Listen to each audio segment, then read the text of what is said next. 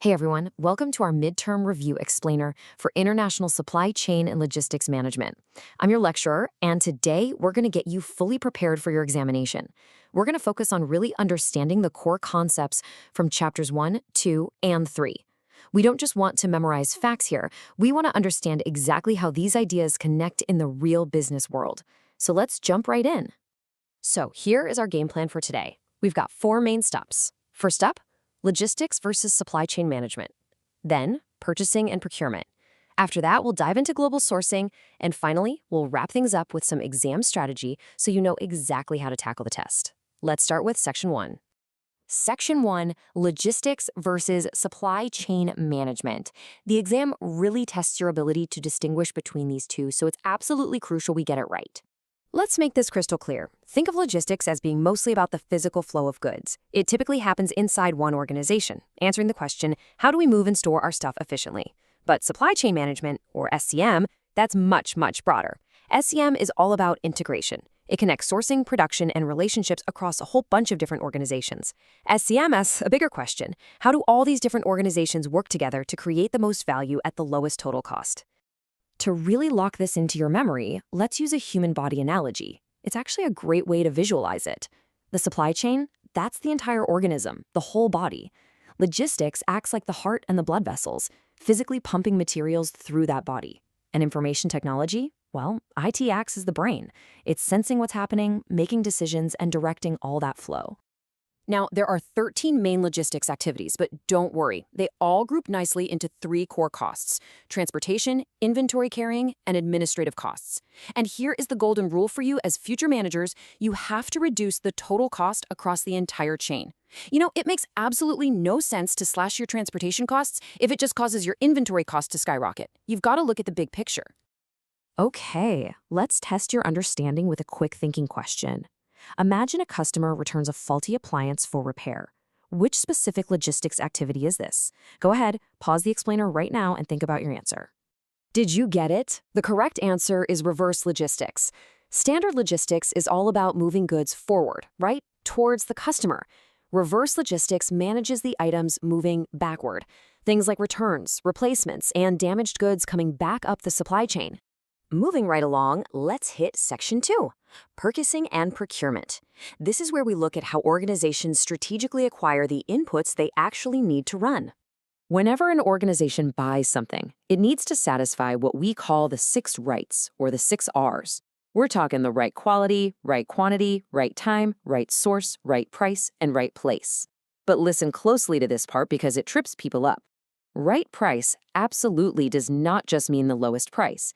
The lowest price could give you terrible quality, right? The right price is about finding a fair price when you balance it against quality, service, reliability, and your total costs. You're also definitely going to need to know the difference between these next 2 terms for your midterm.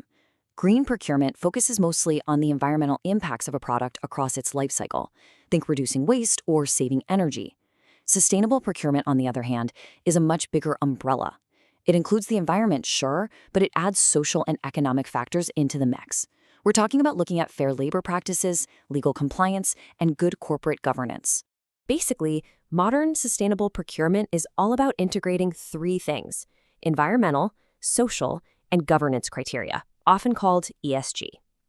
You're not just buying parts anymore. You're asking, hey, does this supplier use renewable energy? Do they treat their workers fairly? Are their business practices transparent? It's the whole package. Next up is the spend analysis matrix. The key takeaway here is that you simply do not treat all your suppliers the exact same way. For routine, non-critical items, let's say office pens, you just use simple transactional relationships. But for highly critical, strategic items, you need to build deep, long-term partnerships. Your buying strategy has to match how important the item is to your business. All right, that brings us to Section 3, global sourcing. This chapter asks a massive question for businesses. Do we build a product ourselves, or do we buy it from a supplier located on the other side of the world? We call this the make or buy decision, and it really comes down to 3 interacting forces. First, cost. Is it actually cheaper to make it or buy it? Second, strategic capability. It's usually best to keep your core, most important skills in-house and only outsource the standard stuff. And third, risk. Sure, relying on a single distant supplier might be cheap, but man, it makes your supply chain incredibly vulnerable to disruptions. Now, if you do decide to buy, you have to pick a location on this spectrum. You've got domestic sourcing, which is right in your home country, nearshoring, which is in a neighboring country, friendshoring means using politically allied economies, and offshoring is going to a distant, usually lower cost country. Oh, and you also need to know the term reshoring. That's the strategic move to bring those offshore activities back home, usually to reduce your overall risk. So, when we talk about global sourcing, the absolute most crucial concept is total cost of ownership, or TCO. Think of TCO just like a giant iceberg. The unit price you pay the supplier, that's just the tip of the iceberg sticking out of the water. It looks small, but hidden just underwater is a massive block of other costs: freight, import duties, insurance, inventory delays, quality failures, and disruption risks. You have to calculate the entire iceberg. Let's put this into perspective and compare two options. Supplier A offers a really low unit price of 100 baht. Supplier B charges 110 baht. If you're only looking at that tip of the iceberg, supplier A wins, right? But wait, let's calculate the total cost of ownership.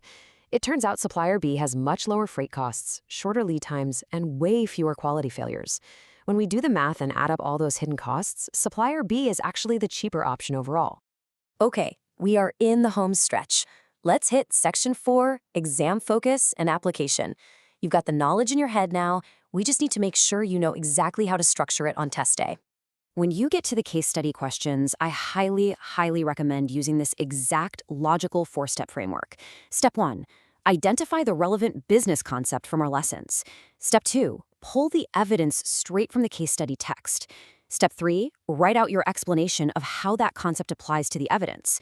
And step 4, clearly state the expected outcome of your solution, mentioning how it impacts cost, risk, or service. Let's try one final application question to really test your logic. A foreign supplier offers you the absolute lowest unit price, but they have crazy high freight costs and frequent product defects. Should you select them immediately? Go ahead, pause the explainer one last time, and think about your answer. And the correct answer is absolutely not. You should never, ever select a supplier based on unit price alone. Like we just talked about, a cheap unit price often leads to a massive total cost of ownership once you factor in those hidden fees, the freight, and the cost of dealing with all those defects. Always evaluate TCO and your supply chain risk first. And that brings us to the end of our midterm review. As you study, please remember to focus on the logical connections. Understand the real differences between logistics and SCM, how to evaluate total cost of ownership, and how to weigh global risks. Don't just memorize terms. Really try to understand why managers make the choices they do.